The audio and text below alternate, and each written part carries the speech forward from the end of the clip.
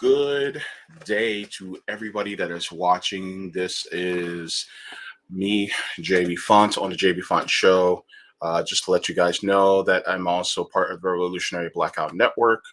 You can catch me on different podcast platforms like Anchor, Apple, Spotify, and Google Podcasts.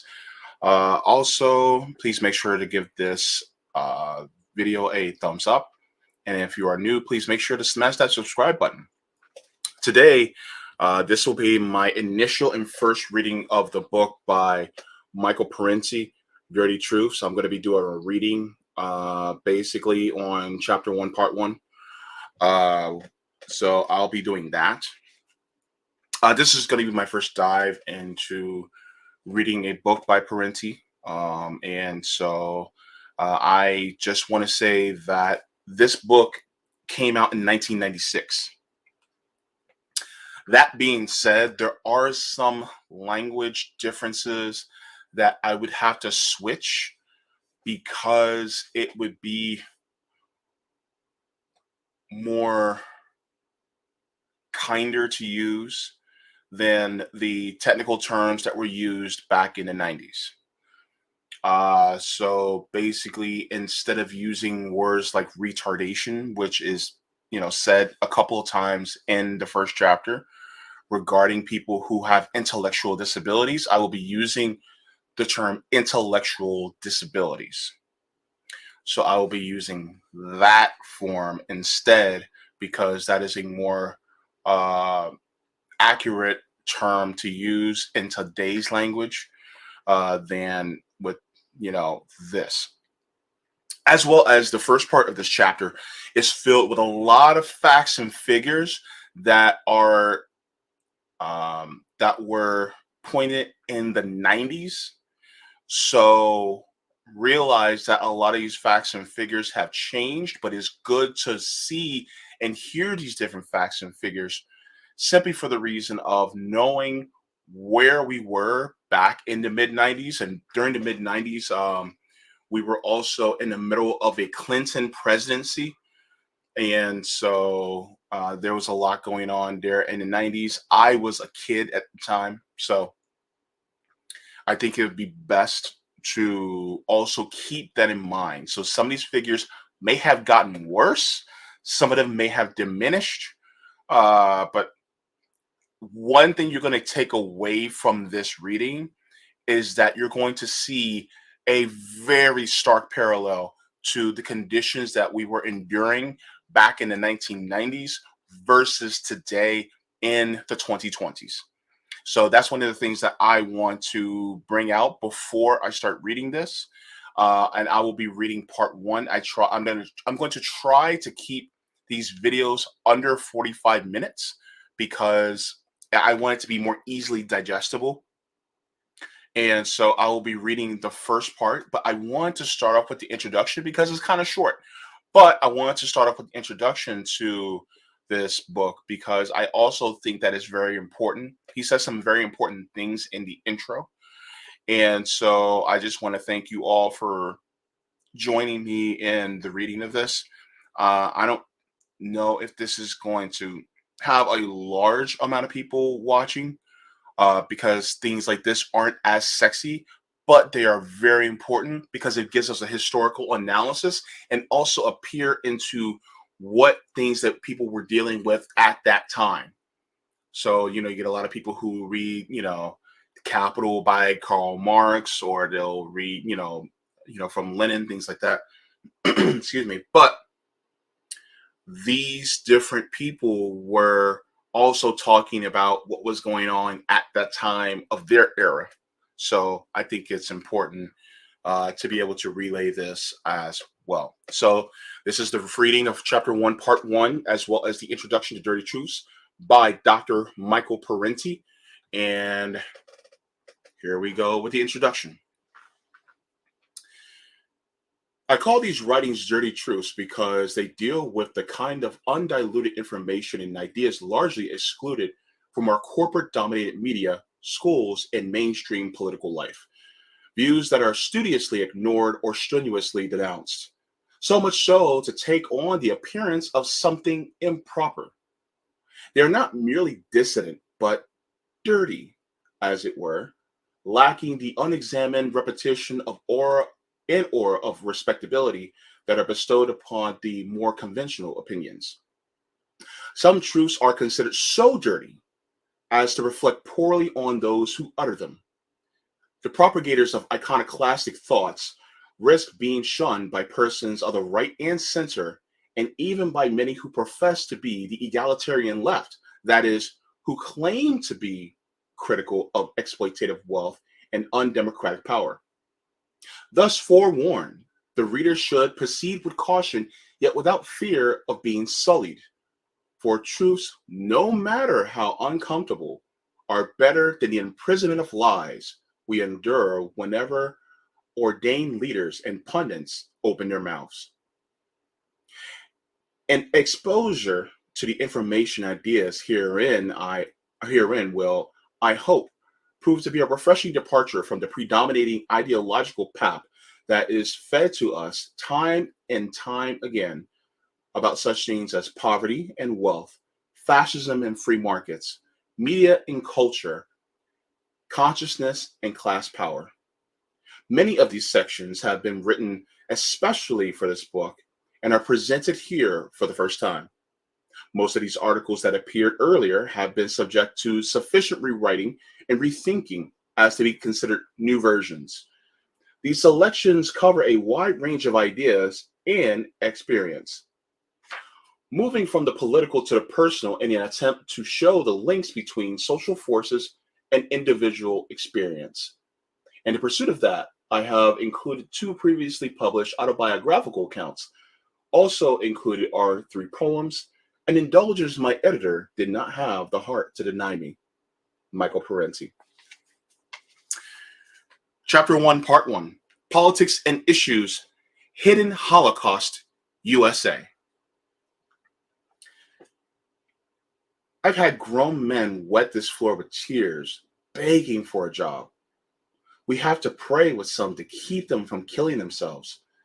So many say they just want to die, says Charlie Terrace, a director of private social agency. His task is to deal with growing lines of despairing people looking for jobs, housing, and food. The place is Gadsden, Alabama, but it could be anywhere in the United States. It could be Washington, D.C., at a Safeway supermarket a mile or so from the White House, where an elderly man is crying and holding a can of dog food. When asked what's wrong, he says, "I'm hungry. I'm hungry." It could be New York, where a woman begins screaming at the landlord who evicts her and her several children. The Bureau of Child Welfare takes her children, which distresses her all the more. She herself is transported to a New York mental hospital, crying angrily, only to be diagnosed and committed by the all-knowing psychiatrist as a paranoid schizophrenic. There's misery and cruelty in the land. And as U.S. leaders move determinedly towards their free market final solution, stories abound of hunger and pain and desperation. Such things have existed for a long time. Social pathology, as is much the part of this society as crime and capitalism. But life is getting ever more difficult for many. Some grim statistics. Conservatives are fond of telling us that this wonderful, happy, prosperous nation this is.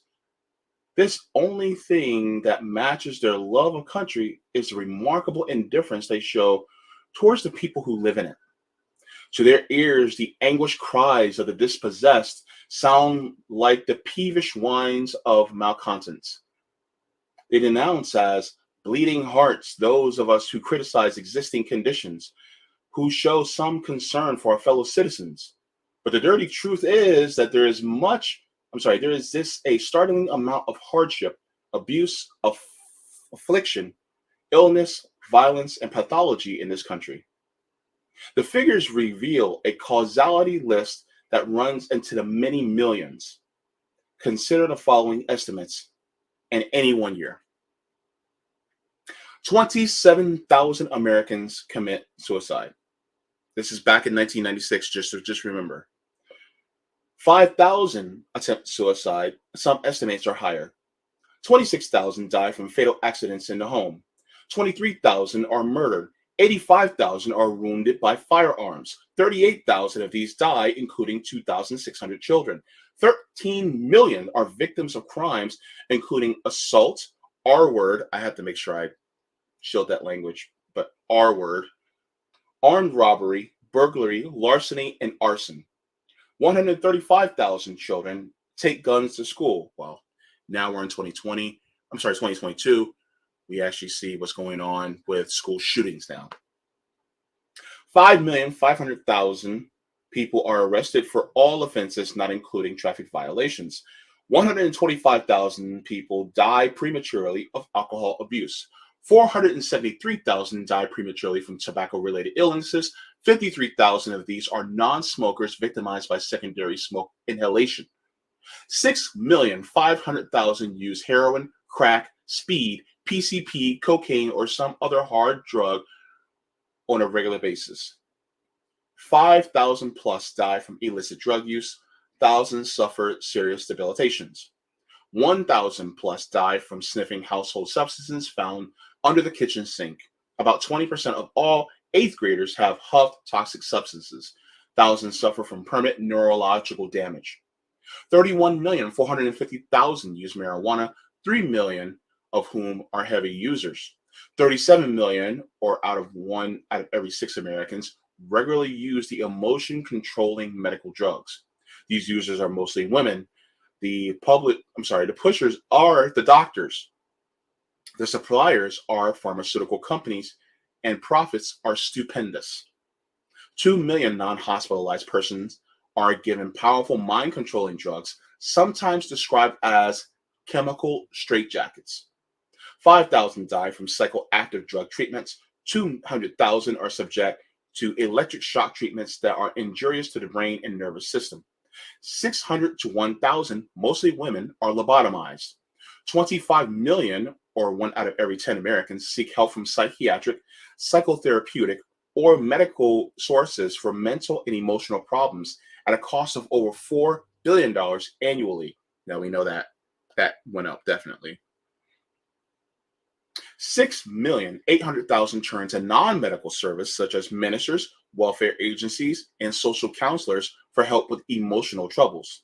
In all, nearly 80 million have sought some kind of psychological counseling in their lifetimes. 1,300,000 suffer from some kind of injury related to treatment at hospitals.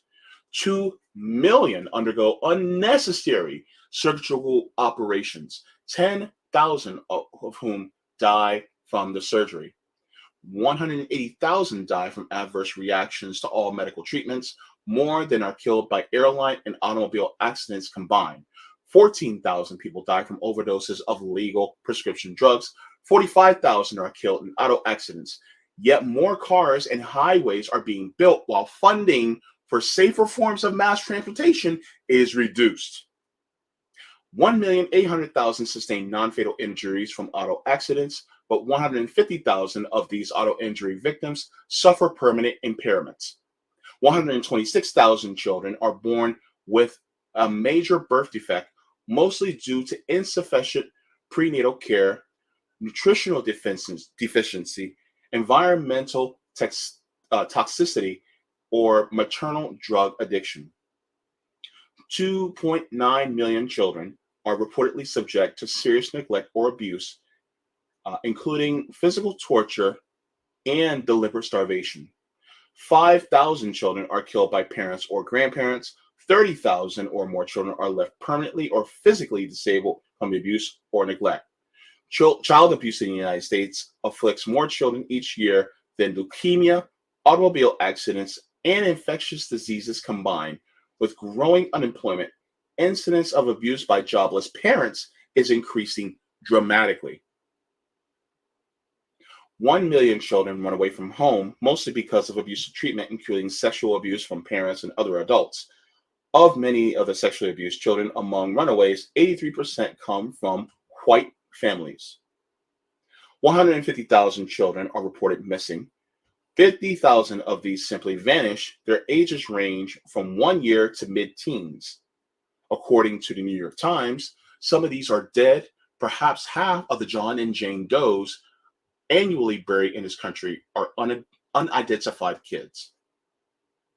900,000 children, some as young as 7 years old, are engaged in child labor in the United States, serving as underpaid farmhands, dishwashers, laundry workers, and domestics for as long as 10 hours a day in violation of child labor laws. 2 million to 4 million women are battered. Domestic violence is the single largest cause of injury and second largest cause of death to U.S. women.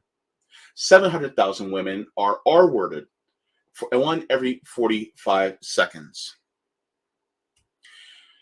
This is back in 1996, y'all. 5 million workers are injured on the job, 150,000 of whom suffer permanent work-related disabilities, including maiming, paralysis, impaired vision, damaged hearing, and sterility. 100,000 become seriously ill from work-related diseases, including black lung, brown lung, cancer, and tuberculosis. 14,000 are killed on the job, and about 90% are men. 100,000 die prematurely from work-related diseases. 60,000 are killed by toxic environmental pollutants or contaminants in food, water, or air. 4,000 die from eating contaminated meat. 20,000 others are suffer from poisoning by E. coli 015787, the mutant bacteria found in contaminated meat that generally leads to lifelong physical and mental health problems.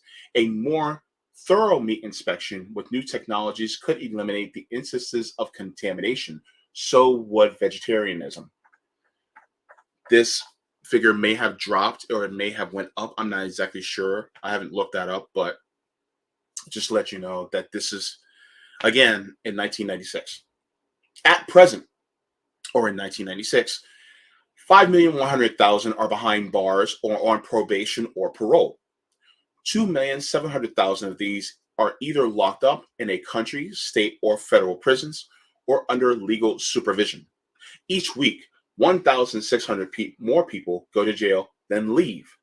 The prison population has skyrocketed over 200% since 1980. So that 16-year period, 200%. Over 40% of inmates are jailed on nonviolent drug-related crimes. African Americans constitute 13% of drug users, but 35% of drug arrests, 55% of drug convictions, and 74% of prison sentences. Crime Bill Joe, right? For non-drug offenses, African Americans get prison terms that average about 10% longer than Caucasians for similar crimes. 15,000 plus have tuberculosis, with the numbers growing rapidly. 10 million or more carry the tuberculosis bacilli, which large numbers of the economically deprived or addicted. 10 million people have serious drinking problems. Alcoholism is on the rise. 16 million have diabetes, up from 11 million in 1983, as Americans get more sedentary and sugar addicted. Left untreated, diabetes can lead to blindness, kidney failure, and nerve damage. 160,000 will die from diabetes this year. 280,000 are institutionalized for mental illness or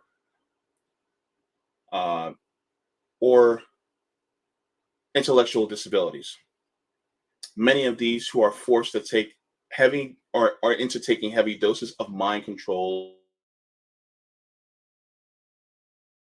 ill, or intellectually disabled have been summarily released in recent years. Many of the deinstitutionalized are now in flop houses or wandering the streets. 3 million or more suffer from cerebral and physical handicaps, including paralysis, deafness, blindness, and lesser disabilities. A disproportionate number of them are poor. Many of these disabilities could have been corrected with early treatment or prevented with better living conditions. 2.4 million people suffer from a variety of seriously incapacitating chronic fatigue syndrome. 10 million plus suffer from symptomatic asthma, an increase of 145% from 1990 to 1995, largely due to increasingly polluted quality of the air we breathe. 40 million or more without health insurance or protection from catastrophic illness. I'm sure that has kind of fluctuated on the onset of the ACA. But just because they're insured doesn't mean that they actually are not. It doesn't mean that they're underinsured. And we also still have many people who die because they just don't have health insurance, period. 1.8 million elderly who live with their families are subject to serious abuse, such as forced confinement, underfeeding, and beatings. The mistreatment of elderly people by their children or other close relatives grows dramatically as economic conditions worsen. 1,126,000 of the elderly live in nursing homes. A large but undetermined number endure conditions of extreme neglect, filth, and abuse in homes that are run with an eye to extracting the highest possible profit. 1 million or more children are kept in orphanages, reformatories, and adult prisons.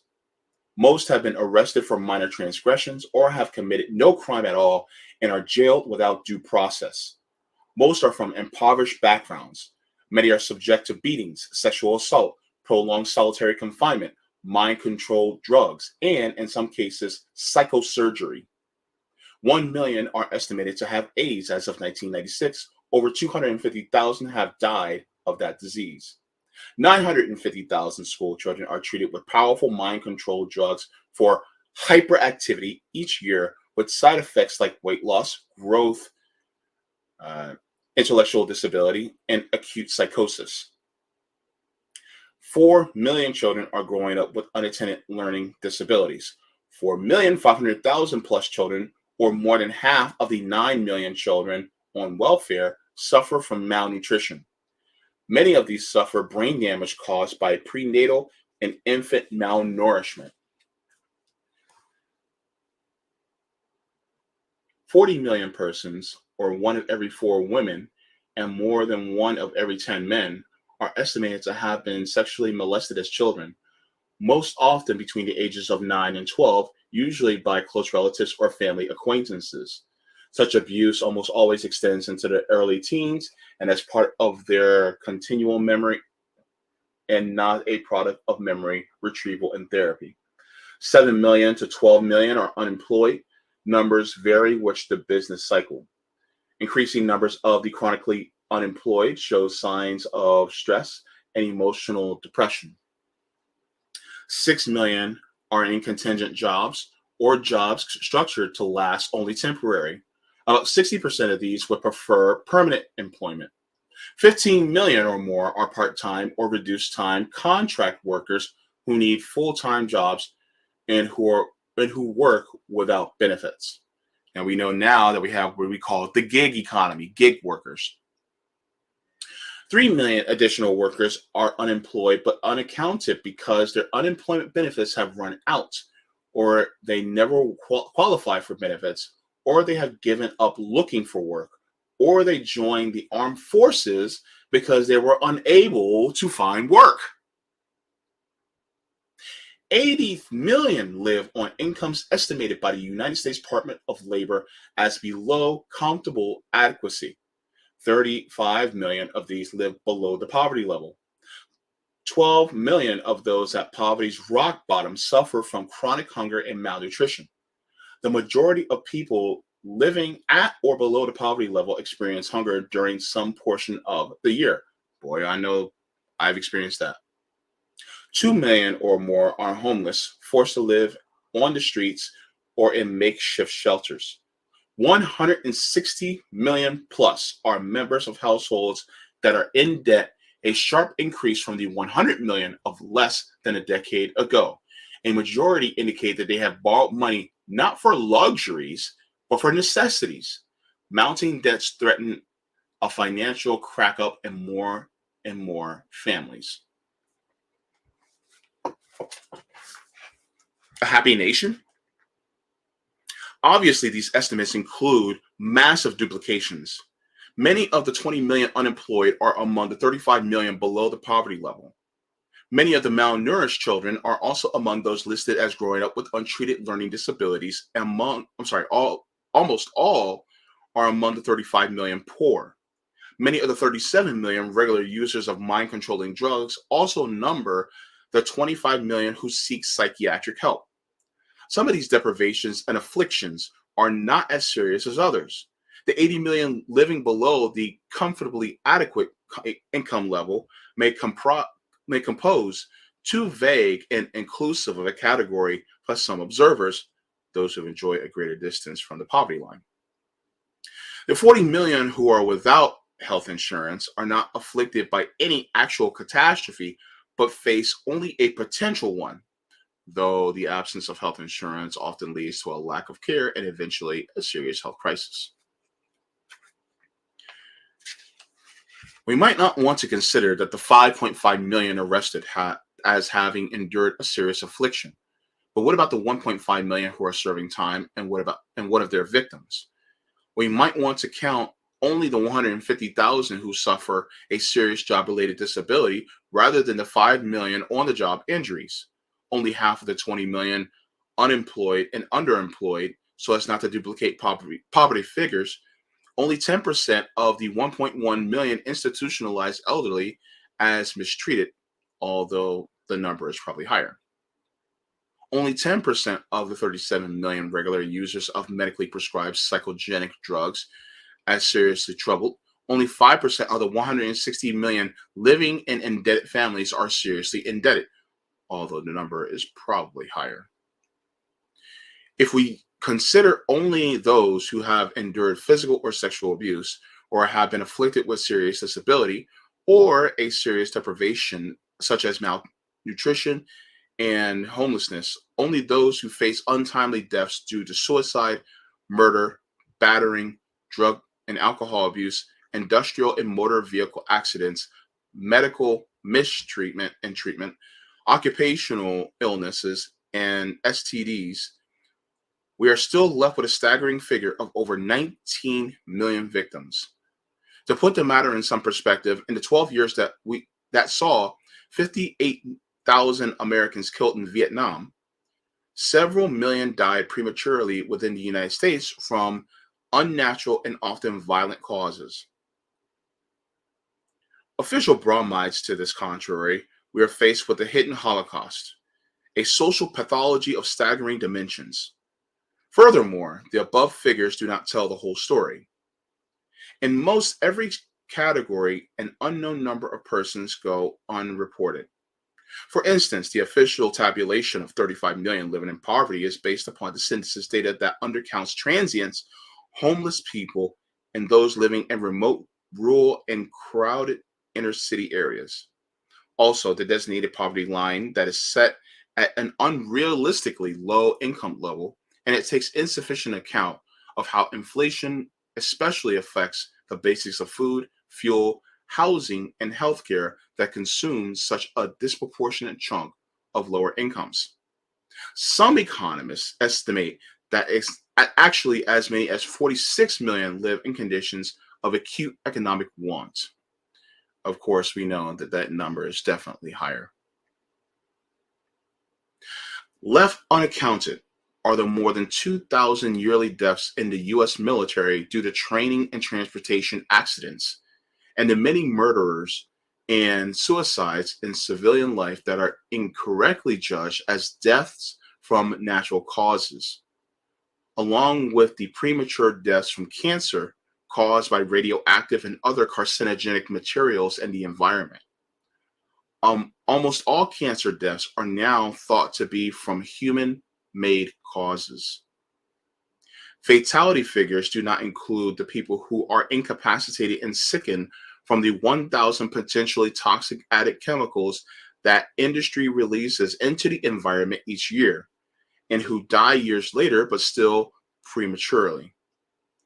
At present, there are at least 51,000 industrial toxic dump sites across the country that pose potentially serious health hazards to communities, farmlands, water tables, and livestock. One government study has concluded that the air we breathe, the water we drink, and the food that we eat are now perhaps the leading causes of death in the United States. None of these figures include the unhappiness, bereavement, and long term emotional wounds inflicted upon the many millions of loved ones, friends, and family members who are close to the victims.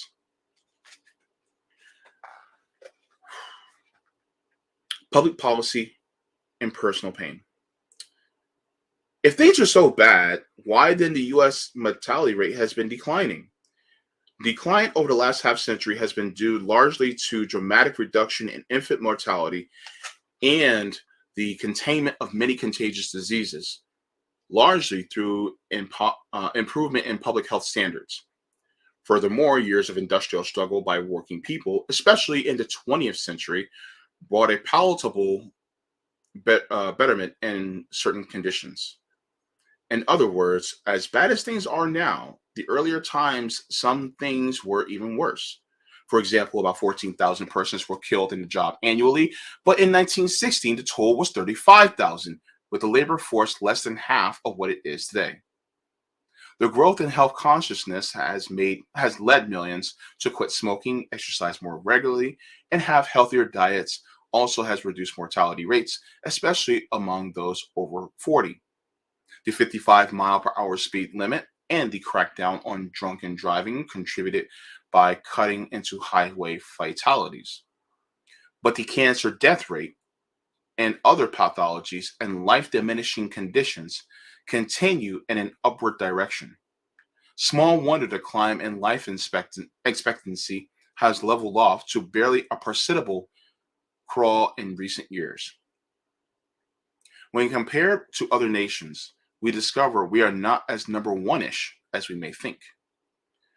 The US infant mortality rate is higher than in 13 other countries. And in life expectancy, 20-year-old US males rank 36th among the world's nations, and 20-year-old females are 21st. The additional tragedy of these statistics is that most of the causalities are not inevitable productions of the human condition, but are due mostly to the social and material conditions created by our profits before people corporate system. Consider a few examples.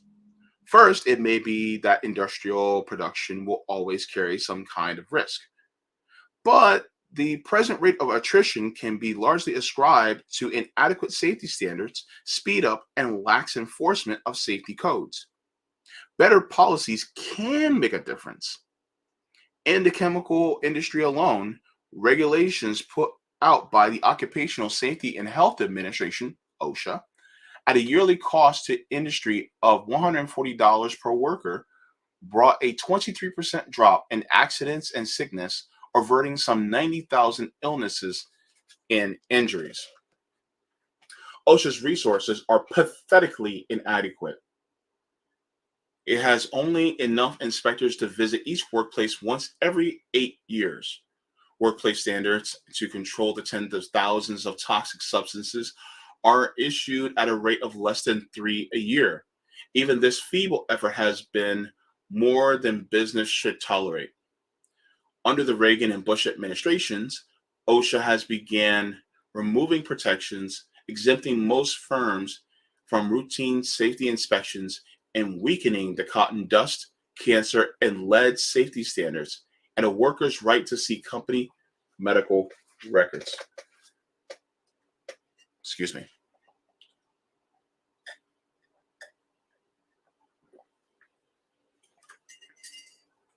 Tea break.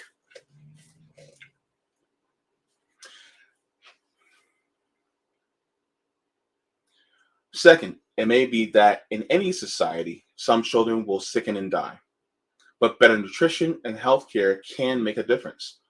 The Women, Infants, and Children Nutrition Program, WIC, did cut down on starvation and hunger. On the other hand, Years after passing a law making some 13 million children eligible for medical examination and treatment, Congress discovered that almost 85% of the youngsters have been left unexamined, causing in the words of a House subcommittee report, unnecessarily crippling intellectual disability or even death of thousands of children. Third, it may be that medical treatment will always have its hazards. But given the way of healthcare is organized in the United States, money often makes the difference between life and death. Boy, do we know that. Many sick people die simply because they receive insufficient care or are treated too late. Health insurance premiums have risen astronomically, and hospital bills have grown 5 times faster than the overall cost of living. Yet it is almost universally agreed that people are not receiving better care, only more expensive care. And in some areas, the quality of care has deteriorated. Some physicians have cheated Medicaid and Medicare of hundreds of millions of dollars by consistently overcharging for services and tests, fraudulently billing for non existent patients, or for services not rendered, charging for unneeded treatments, tests, and hospital admissions, and most unforgivable of all, performing unnecessary surgery. Meanwhile, private health insurance companies make profits by raising premiums and withholding care.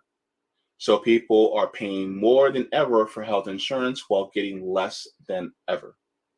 Fourth, it may be that the automobile accidents are unavoidable in any society with millions of motor vehicles, but why have we become increasingly dependent on this costly, dangerous, and ecologically disastrous form of transportation?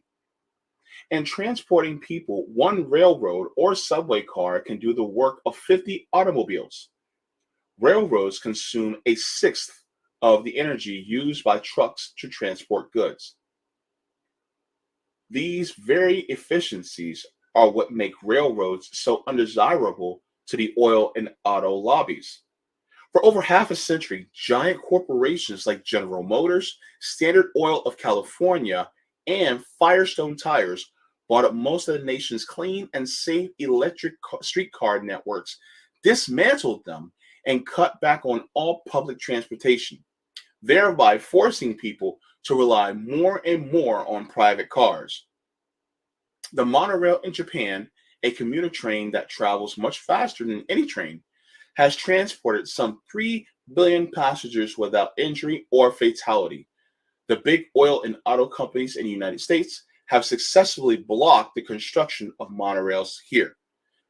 Now, just to add to that, subsequently, since 1996, there have also been construction, I think, of over 26,000 miles of high speed rail in China as well. And so they also have circumvented, the use of individual cars, you know, in place of mass public transit, high speed transit, which actually decreases the amount of traffic as well as traffic accidents and fatalities. In ways not yet mentioned, corporate and public policies gravely affect private lives. Birth deformity, birth deformities, for instance, are not just a quirk of nature, as the heartbroken parents of Love Canal or thalidomide children can testify. Many such defects are caused by fast buck companies that treat our environments like a septic tank. Unsafe products are another cause. There are hundreds of hair dyes, food additives, cosmetics, and medicines marketed for quick profits that have been linked to cancer, birth defects, and other illnesses. Now, remember, when they started doing prescription drug commercials on TV, like back during this time, you didn't see them on TV, but now you see them everywhere. And then by law, they have to list all the side effects. And you basically, you're taking a huge risk on your own life just based on the side effects. The food industry, seeking to maximize profits, offers ever-increasing amounts of highly processed, chemicalized, low-nutrition foods. Bombarded by junk food advertising over the last 30 years, TV viewers, especially younger ones, have changed their eating habits dramatically. Per capita, consumption of vegetables and fruits is down 20 to 25%, while consumption of cakes, pastries, soft drinks, and other snacks is up 70 to 80%. According to a United States Senate report, the increased consumption of junk foods may be as damaging to the nation's health as the widespread contagious diseases of the early part of the century. All of all of this may start showing up on the uh, I'm sorry, actuarial charts when greater numbers of younger junk food generation move into middle age. We're moving into middle age now. So now, years later, you're seeing us, millennials, that are now part of that generation. In 1995-96, the Republican controlled Congress pushed for further cuts to environmental and consumer safety standards and in the regulation of industry, cuts in various public health programs, and cuts in nutritional programs for children and pregnant women.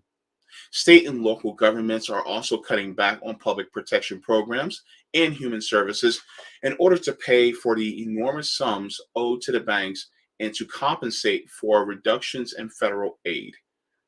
Thus, New York City took such economic, I'm sorry, thus New York City took such economy measures as closing all of its venereal disease clinics and most of its drug rehabilitation and health centers.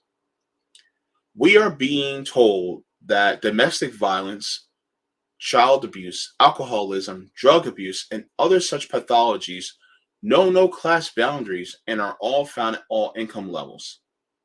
This is true, but misleading. The impression left is that these pathologies are randomly distributed across the social spectrum and are purely a matter of individual pathology. Actually, many of them are skewed heavily towards the low income, the unemployed, and the dispossessed. As economic conditions worsen, the afflictions increase. Behind many of these statistics is the story of class, racial, gender, and age oppressions that have long been among the legacies of our social order, oppressions that are seldom discussed in any depth of political leaders, news media, or educators. In addition, more and more middle income people are hurting from worldization of America, suffering from acute stress, alcoholism, job insecurity, insufficient income, high rents, heavy mortgage payments, high taxes, and crushing educational and medical costs. And almost all of us eat the pesticide ridden foods, breathe the chemicalized air, and risk drinking the toxic water and being exposed to the contaminating wastes of our increasingly chemicalized, putrefied environment. I say almost all of us because the favorite few live on country estates, ranches, seashore mansions, and summer hideaways where the air is relatively fresh. And, like President Reagan, they eat only the freshest of food and meat derived from organically fed steers and are kept free from chemical hormones, while telling the rest of us to not get hysterical about pesticides and herbicides and chemical additives. All this explains why many of us find little cause for rejoicing about America the Beautiful. It's not that we don't love our country, but that we do. We love not just an abstraction called the USA, but the people who live in it. And we believe that the pride of a nation should not be used to hide the social and economic disorder that is its shame. The American dream is becoming a nightmare for many, a concern for collective betterment, for ending the abuses of free market plunder is the most utmost is of the most utmost importance. People before profits is not just a slogan, it's our only hope. So that was part one of chapter one of Dirty Truths by Michael Parenti. In a couple days, I will be getting to chapter one, part two of this book, which is called Creating the Poor. So it is chapter one, Politics and Issues. Part two is Creating the Poor, which is on page 17. So I will be doing the reading for that for Dirty Truths by Michael Parenti.